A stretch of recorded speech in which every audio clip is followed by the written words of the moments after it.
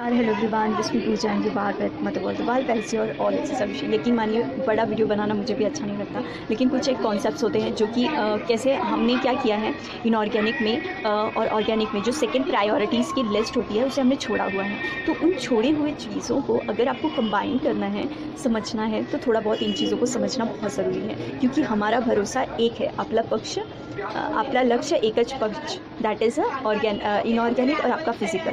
तो हम किसी भी चीज़ को छोड़ नहीं सकते। तो यहाँ पे करेक्ट स्टेटमेंट में अभी मैंने आपको मैजिक नंबर बताया था, भूलिएगा नहीं, 246। फिर उसके बाद आपका चालू होता है 2 हुआ, 6 हुआ, 2 8, मैं खुद भूल जा रही हूँ बार बार मैजिक नंबर्स में। एक बार मैं वापस से वो वीडियो देखूँगी सो दैट मैं उसे वापस से कर पाऊँ। तो करेक्ट स्टेटमेंट्स जो हैं, इन करेक्ट स्टेटमेंट को यहाँ पे एम्फोटिक टाइट्रेशन में जानना हुआ है। एम्फोटिक टाइट्रेशन क्या होता है वो तो हम समझेंगे ही, पर यहाँ पे करेक्ट नहीं लिखा है, इनकरेक्ट लिखा हुआ है।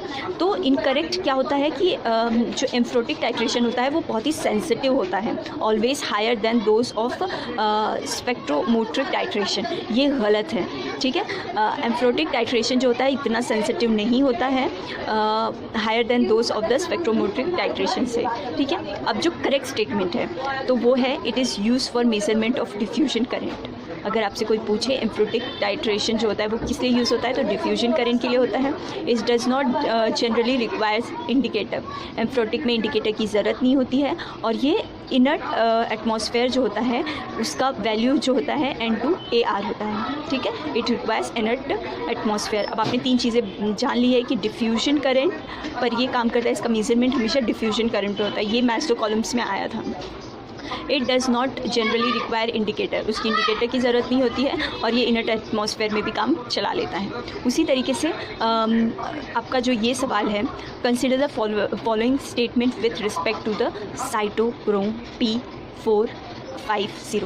तो अब एक बात तो आप याद रखिए कि ये जो होता है ज़रूरी चीज़, it has a histidine coordinate to in iron centre, नहीं, it is a membrane bound of metallo enzyme, ये सही है।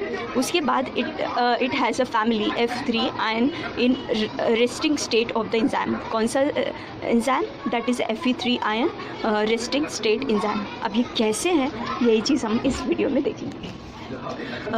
एम्फोटिक टाइट्रेशन का मैं आपको नहीं बताऊंगी, वो बहुत आसान है, लेकिन हम साइटोक्रोम के बारे में जान लेते हैं। काफ़ी ये बड़ा है और मुझे लगता है कि जो चीज़ हमने बहुत अच्छे से समझ ली कि इनकरेक्ट स्टेटमेंट क्या है और बाकी उसके एडिशनल यूजेस क्या हैं, तो उसके बाद हमको ये ज़रूरत नहीं है करने की। साइटोक्रोम जो होता है उसको CYPS P450 is a family of metalloenzymes containing hema as a cofactor। कौन सा? हेमी मतलब आपको पता है ना, that is iron that functions of a mono oxygenase. जो मेटलो एंजाइम्स होते हैं जिसमें मेटल और एंजाइम दोनों होता है, that is a distinguish from the large class of the metalloproteins by the ability to bind the metal iron. Binding करता है, वो सारे मेटल्स को पास मिला देता है by the resting state. Cytochrome P450 के बारे में कहा जाता है, ये बहुत इंपॉर्टेंट सेट ऑफ एंजाइम्स है दैट कैटेलाइज मतलब रेट ऑफ रिएक्शन को बढ़ाना by addition of oxygen to hydrogen substrate as a part of the body defence against hydrophobic compound such as a pharmaceutical में, स्टेरॉइड्स में and pesticides में।